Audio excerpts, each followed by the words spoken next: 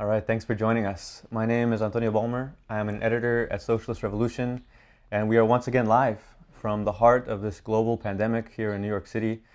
And in the midst of this global meltdown of the capitalist system, Socialist Revolution is bringing you these weekly live streams to look at how this pandemic and this crisis is shaping the class struggle in the US and around the world, and above all, how it's impacting consciousness of millions of people.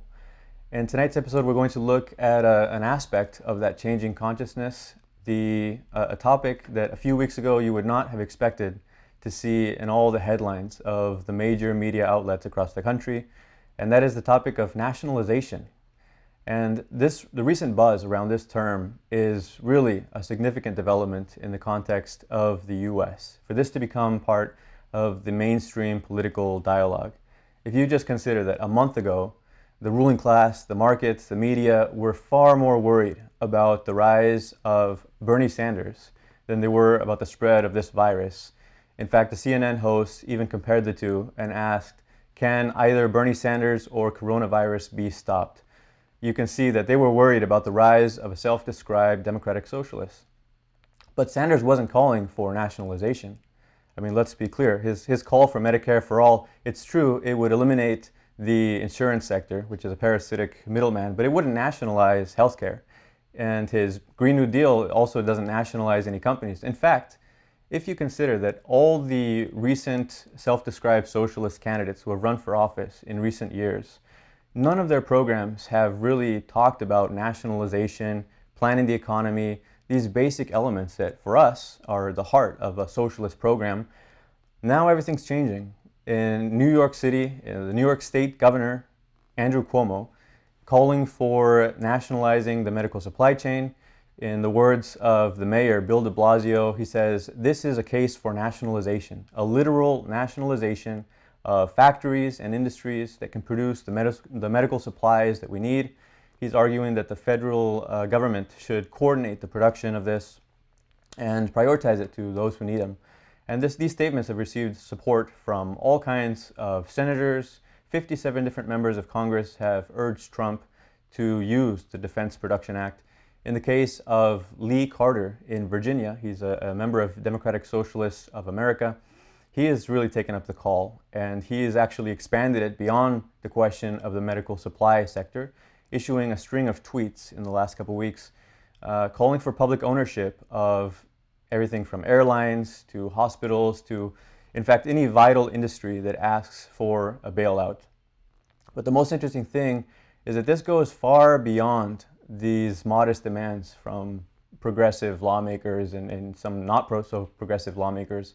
If you look at what people are calling for in society, in the working class, you see healthcare workers, doctors on Twitter calling for nationalizing the ventilator supply, nationalizing all hospitals, nationalizing pharmaceutical companies. You have this anti-malarial chloroquine, a candidate for the vaccine, spiking their prices by 98%. Yes, people respond to that and say, we should nationalize these companies. That makes no sense.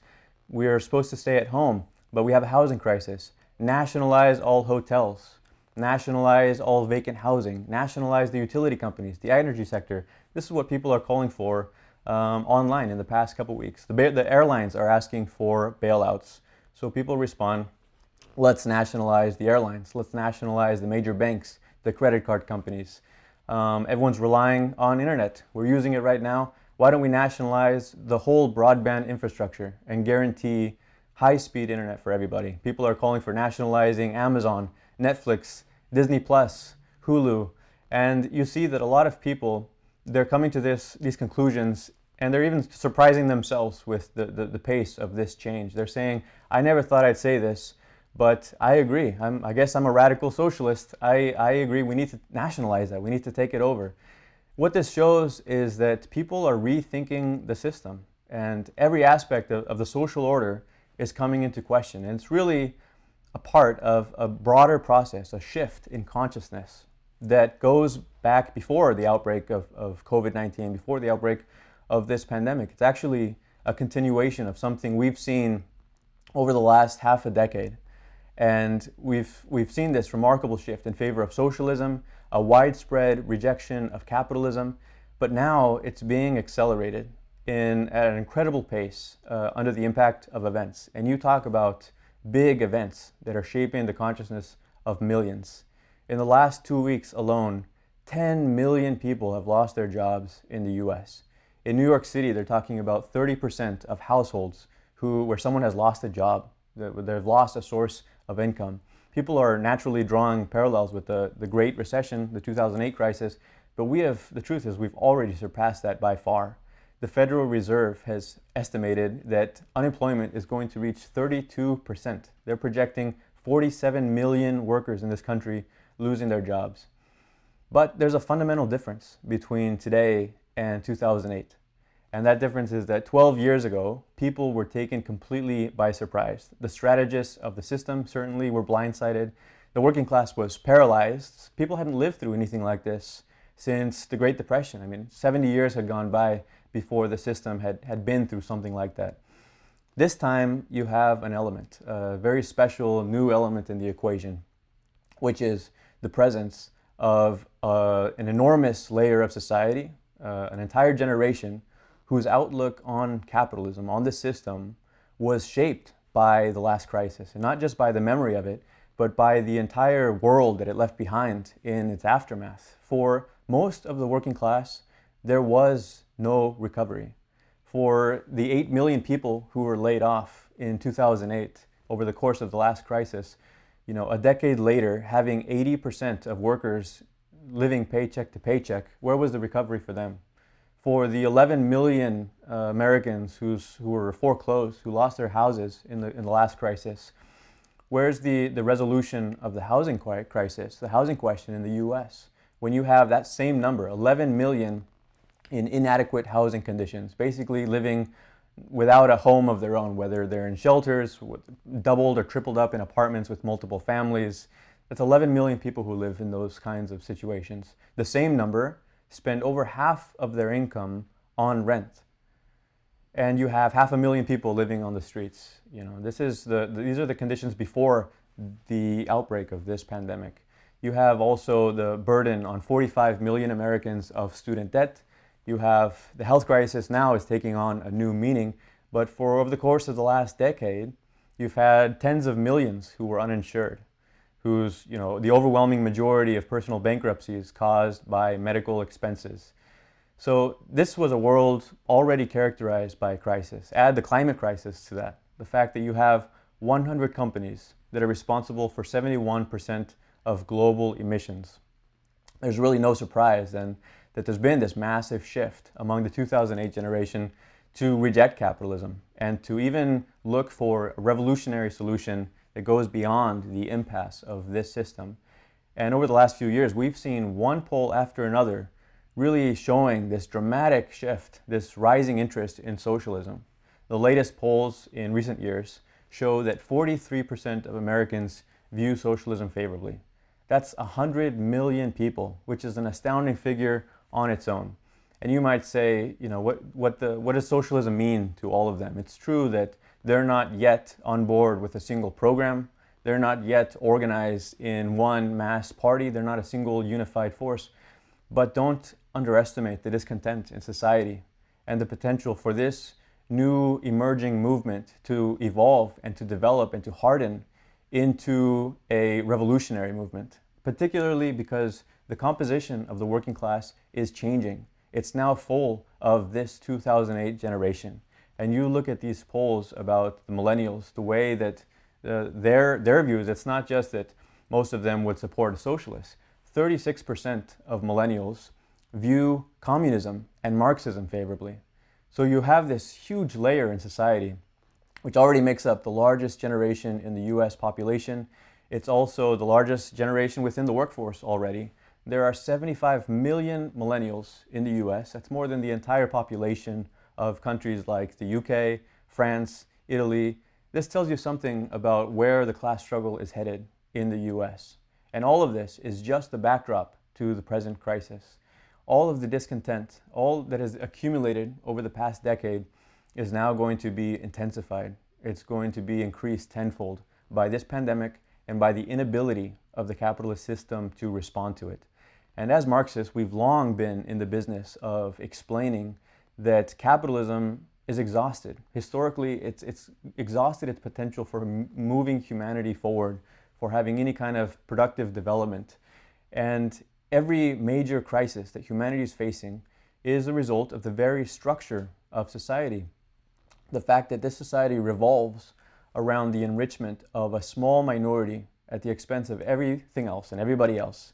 It's really brought us to an absurd situation in history where you have so much potential, so much productive capacity, such a high level of technological development that could allow for such dramatic improvements in people's standard of living, and yet it's held back by the profit motive, by the narrow interests of the market. Rather than consciously harnessing all this potential in a rational way, in a democratic way, organizing all our activity around human needs, humanity is governed by blind forces of the market. We're really on autopilot, and we're being driven into the ground, into a state of barbarism. That's what we're living in today. It's endangering our very existence, our very chances of survival on this planet. And it's preventing us from responding to this pandemic in the most effective way. We can't mobilize our productive forces. We have all this potential to retool the economy, to tackle the virus in a conscious, coordinated way, and instead we're paralyzed because we're beholden to the rules of private property, of profitability, and the needs of capital. Instead of a vast scientific collaboration on a global scale, sharing all research, sharing all the information that's available, making sure that some team of scientists somewhere in the world, wherever they are, can find a cure, find a vaccine as soon as possible. Instead of that, we see competition between one company and another, between one country and another, and we see concern in the first place about which company is going to be able to profit from a vaccine, which country is going to get to tap into the massive sales that will come with finding a cure. It's really a tragedy that boggles the mind for society to find itself so helpless in the face of this coming catastrophe that is already having a horrible toll in human life. By Trump's administration's own estimates, they're saying on the low end, we're going to have 250,000 deaths in the US. And we can't avert it. We can't steer the ship onto a new course because of something so arbitrary as shareholder profits and capital accumulation. We need masks for healthcare workers, and for the protection of everybody else as well. We need hospital beds. We need ventilators. Under capitalism, all of these things depend on businesses. So people are asking, how is it that the richest country, the largest country and the largest city in the country, so unprepared, so ill-equipped? And it's because you have, like every other industry under capitalism, a sector, a healthcare sector, that is not organized around human needs. It's designed to make profits for its owners. Hospitals are businesses, and in order to cut costs, despite the growing population in the last half a century, they've been forced to eliminate 500,000 hospital beds since the 1970s. In New York alone, 16 hospitals have closed down since 2003. We've lost 20,000 hospital beds. Why? To make room for luxury condos, to use that real estate more profitably. That's just in one city. The same thing is happening across the country and has been happening for years. You look at Hahnemann Hospital in Philadelphia. It closed down about 6 months ago, and also to make room for luxury housing. The hospital is now sitting empty, and you have 500 beds in that hospital. But the owner, the real estate developer based in LA, is holding that building hostage. He's holding the hospital hostage, demanding a lease of $1 million a month, which the city cannot pay. To quote the mayor of Philadelphia, "We don't have the need to own it," he says, "nor the resources to buy it, so we're done and we're moving on." Those are the words of the mayor of a city with 3,000 cases of COVID-19, over 500 of them just since this morning. You have 500 beds, you have the facilities you need, you have a hospital there, but you can't use it. Those beds have to stay empty because a businessman in LA has a piece of paper that says that building belongs to him. And it's not just in the major cities, it's also, in the past decade, you've had 119 rural hospitals and clinics shut down across the country, which could be a life and death situation for people. The transmission won't be as high, as frequent as it is in the cities, in the rural parts of the country. But if you have to now drive 10, 20, 50 miles for your nearest hospital, that could be a life and death situation. So people can see this, and they can see that it's an absurd contradiction. And that is essentially what representatives of this system have been forced themselves to admit now. You know, in March, Anthony Fauci, the head of the National Institute of Allergy and Infectious Disease, who's on the White House task force, this guy was talking to Congress at a congressional hearing, talking about the lack of testing kits. And he said, this is a failure. He said, the system, in his words, the system is not really geared to what we need right now. Let's admit it, it's a failure. He said, the idea of anybody getting tested the way they're doing it in other countries, we're not set up for that. So that's a pretty clear condemnation of the system when you have top public officials basically acknowledging that you can't rely on the market to save lives and respond to this crisis. And that brings us back to the question of nationalization. Faced with the scale of this crisis in New York, the state governor, Andrew Cuomo, repeatedly is calling for the federal government to nationalize the medical supply chain, pointing out that instead of a nationally coordinated effort to make sure that hospitals have the supplies they desperately need, you have states literally competing against each other. And meanwhile, there's rampant price gouging. So face masks that if you step outside in New York City, you can see them littered all over on the sidewalks now. They normally cost 60 cents. And they are going for $7, $8. The federal government had a stockpile of these. I believe it ran out on Wednesday, of 11 million of these masks. Last week, healthcare union in the Bay Area, SEIU, healthcare workers in Oakland, California, located a massive supply of 39 million desperately needed N95 surgical masks. What does it mean to locate 39 million masks? Did they find them in a closet? Did they find them in someone's trunk? You know, everyone's looking for these things, and then you have this union calling around, and they find a distributor. They find a company that has had 39 million masks and is sitting on them, and is now willing to part with them. They're going to sell them not at 50 cents, not at 60 cents. They're going to sell them at $5 each. So you can do the math. It's largely in this context that we've seen this growing buzz around nationalization, because people can look at this situation and say, well, that doesn't make any sense.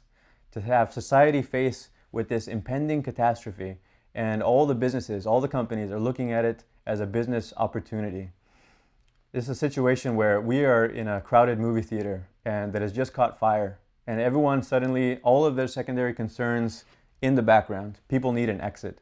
And whoever can step up urgently and say, that is the exit, everybody, let's go this way, will have the response of the entire crowd. You know, people are looking for a way out of this impasse. They're looking for revolutionary solutions. They're looking for a way out.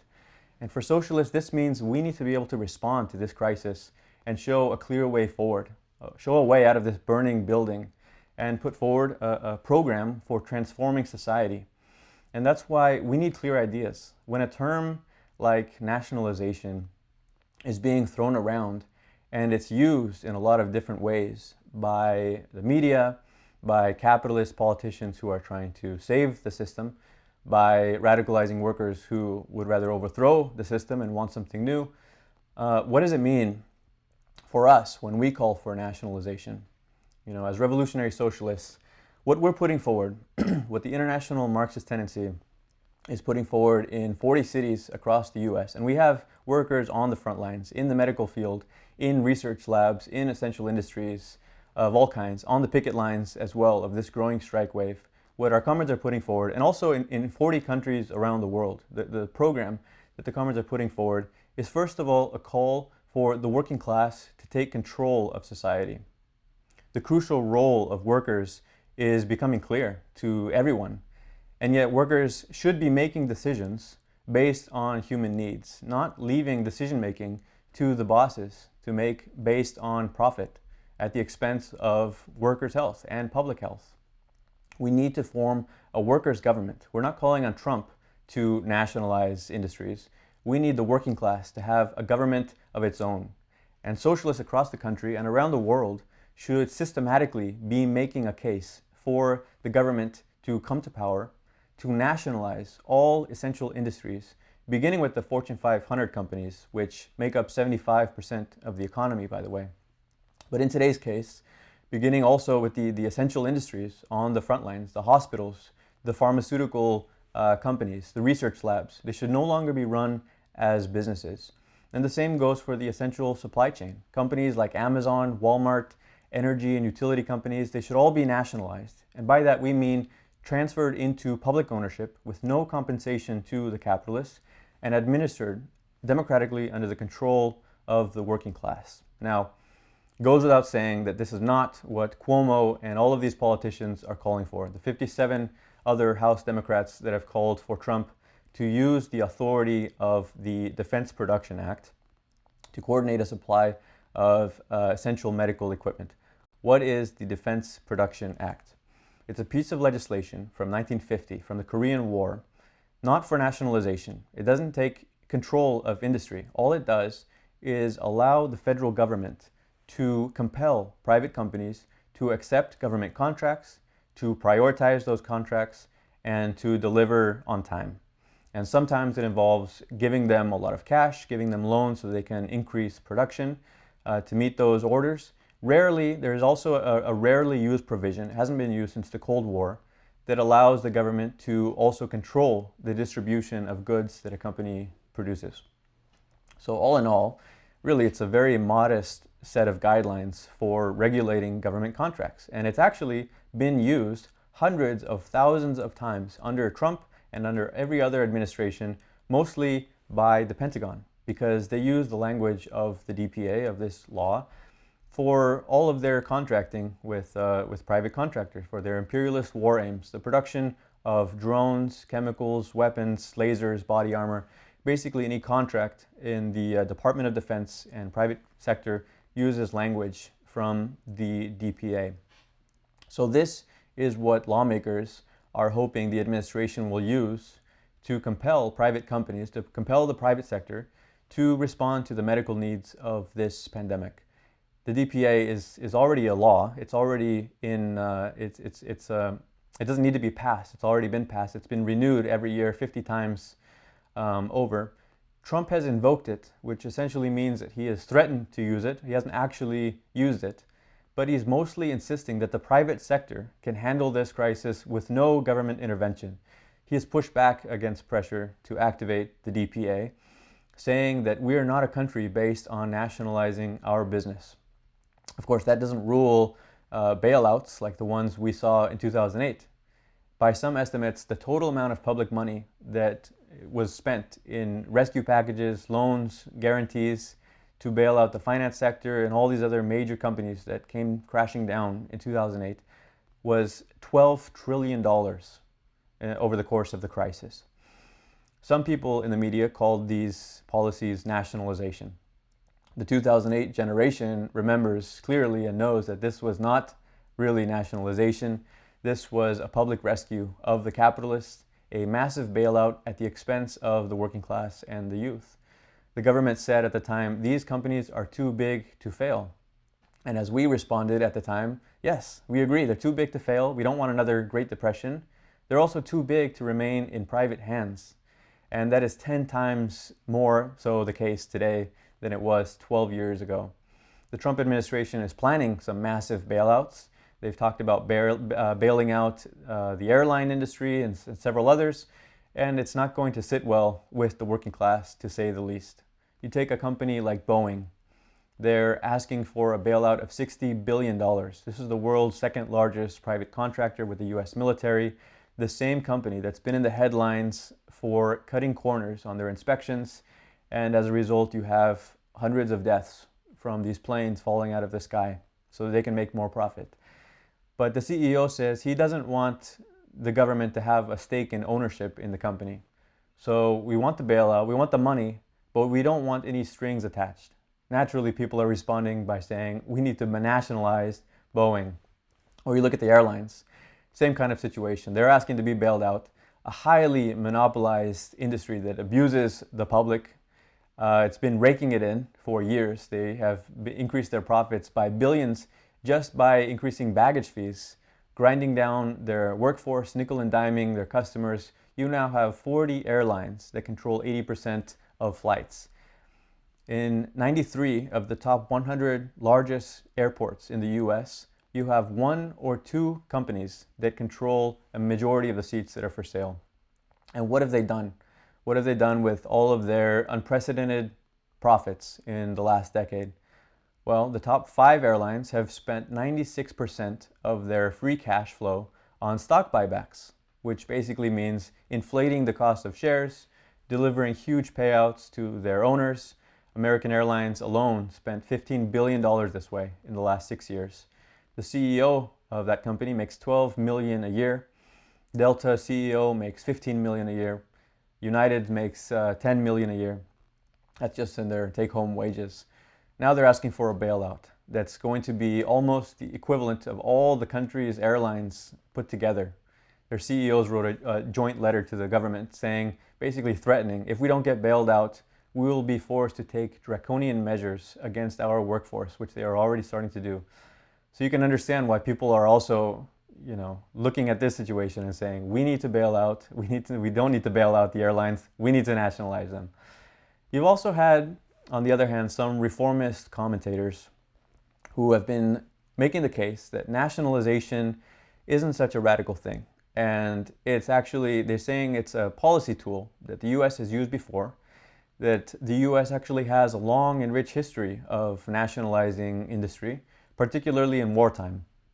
And this is true. It's actually an example that when the ruling class finds themselves up against the wall, when the stakes are that high and efficiency of production is a matter of life and death for them and for the survival of their system, of their rule, then they acknowledge that they can't rely on the chaos of their own system and the state is forced to step in. And that's exactly what we saw in both of the world wars. In World War I, US nationalized telecommunications, 50 radio stations, all the railroads in the country, which was owned by 400 companies at the time. Arms manufacturers like Smith & Wesson were nationalized. All of it only to be reprivatized immediately after the war with compensation. The telecommunications, all manufacturing, the railroads, all given back with interest to their owners. In World War II, you saw even more extensive nationalization across an even wider range of industries. Oil refineries, even retail chains. One of the largest in the country at the time was the Montgomery Ward's department stores, and against the wishes of their CEO, they were nationalized. Although in many cases the owners were only too happy to accept a very generous buyout and to basically take a break from running the business. But the government nationalized large parts of the mining sector. Over 3,000 coal mines were nationalized. Over 1,000 railroad companies were nationalized. And towards the end of the war, the government was taking over an average of one plant every week. So even after the war, this continued. Under Truman, you had the nationalization of several more railroads into the 40s and 50s. In many cases, these were responses to strike activity, and you had a powerful strike wave that it interfered with the urgent needs of wartime production. Then the state would step in and either grant concessions or in most cases just violently crush the strike and get back to production. So if we look at this history concretely, yes, it's a long history of nationalization, but this is not an example of socialism or workers' control by any means. On the contrary, this is an example of what you'd call state capitalism. This is the government, the agencies that were set up to oversee these policies, the National War Labor Board and the Wartime Production Board. They put capitalists at the head of these agencies. The CEO of US Steel, the largest company in the country at the time, was put at the head of the War Production Board. And it was a way for the capitalist state to basically exercise a central control over its economy and to temporarily suspend some of these obstacles of the market, like price competition, and give the capitalist state really a free hand to deal with their workforce. That's not the kind of nationalization we are fighting for, that any socialist should be fighting for. A lot of governments are taking drastic measures to intervene that actually fall short of nationalization. Spain, for example, has temporarily requisitioned, has taken control of the hospitals, has allowed local government authorities to basically direct the activity of the hospital network, but it hasn't changed hands. It's still privately owned and will likely be compensated. In Italy, over the past decade, you've had tens of thousands of healthcare staff laid off. You've had a reduction of 70,000 hospital beds. And yes, it's a public system, but look at the way public healthcare systems are treated in capitalist governments. Due to austerity, due to health and budget cuts, really that's the reason Italy has been the European epicenter of this pandemic. It's because under capitalism, this is the way that public health and other public services are treated. It's really a problem. It's a question of the nature of the state. And you can't have a planned economy under capitalism. The government is a machine of the capitalists. It's exclusively a vehicle for their interests. And that's why it's vacillating. It's bending over backwards to not disrupt business, to not challenge private property. And if they did decide that for the survival of their system, they needed to take a more aggressive policy and cross that line, you can be sure that it would be temporary, it would be compensated generously for the capitalists, and the working class would be forced to pay the price. The fundamental solution is the establishment of a workers' government. And that is a workers' government, a government that would act as a vehicle for the interests of the working class and for the democratic control of the working class, which is the vast majority of the population over the economy. The first urgent step towards making this a reality for workers in the US is for the working class to have its own party, a class-independent mass party for the tens of millions of workers in the US who reject capitalism, who want to fight against the system. There's actually a sentiment against the two-party system that is higher now, that is more intense now than ever before. People don't feel represented by these parties of the billionaires, and that goes for both of them. Over 60% of Americans reject both parties. You look at the momentum that the Sanders campaign has had in the last two election cycles, and basically you see a massive missed opportunity. If Sanders had launched off in an independent direction, rather than playing ball with the Democrats, rather than succumbing to their manipulation, their maneuvers, following their rules, if he had launched off and said, we are going to continue this fight against the billionaires, we're going to form a new party for the 99%, imagine where that would leave us today. A party like that, an independent party for the working class, could sweep the country at a time like this when millions of people are looking for fundamental change. That's why we fight for a mass socialist party, a party of the working class, and for the labor movement to break with the two-party system. A lot of people point out that this won't be easy, that the rules of the electoral system in the US are stacked against us. That may be true. It's not going to be easy, but it's the only way forward. That's something that the socialist movement in the US needs to understand. We should draw a balance sheet of where we are now. If we had a mass party, we could be taking off. We could be playing a big role. And instead, we see where things are at.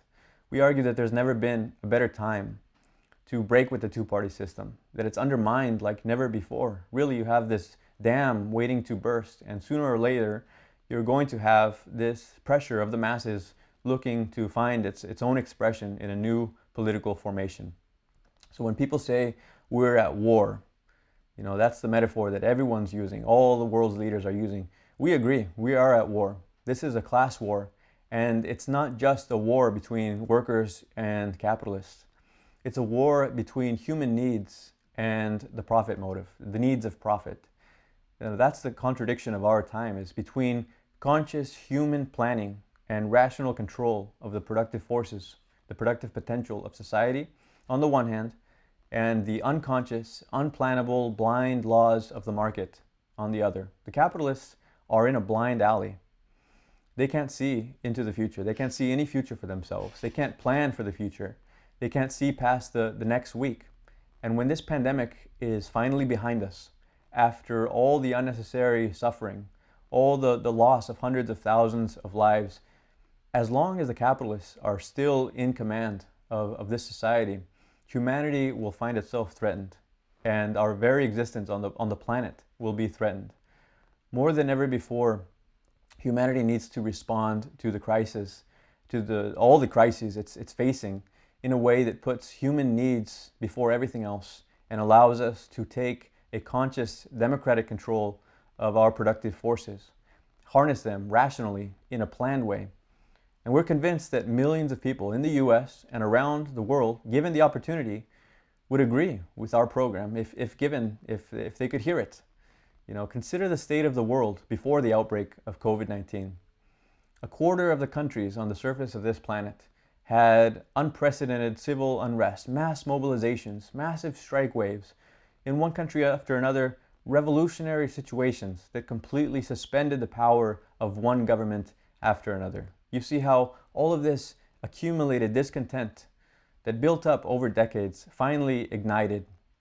And I think that in the US, a lot of socialists probably watched these events from afar, wondering when this kind of event would come to the US. When will that scale of class struggle arrive here?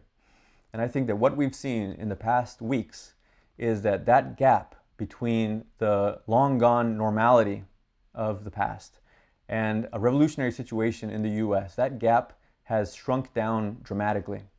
We are now, one of the things we do at Socialist Revolution is we study revolutions, we study the class struggle, we study these histories not as an academic exercise, but in order to understand the way that consciousness changes in the midst of massive events. It changes in an explosive way.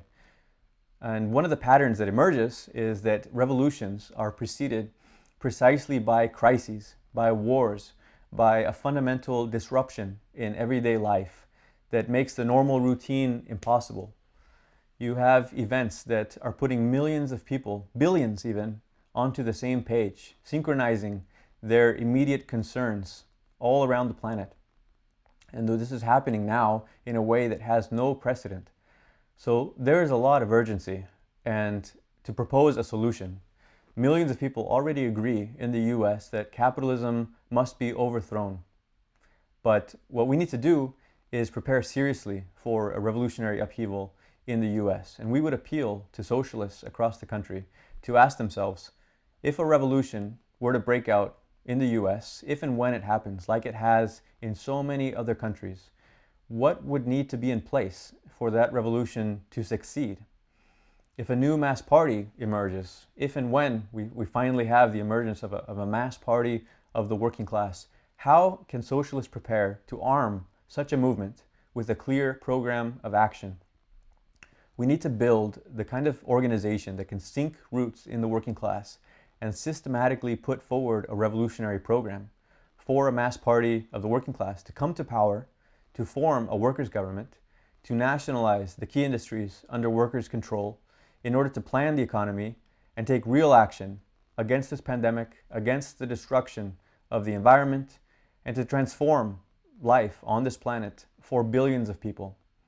We believe that's the kind of period we're living in. And if you agree, then join us in the fight for socialist revolution in our lifetime.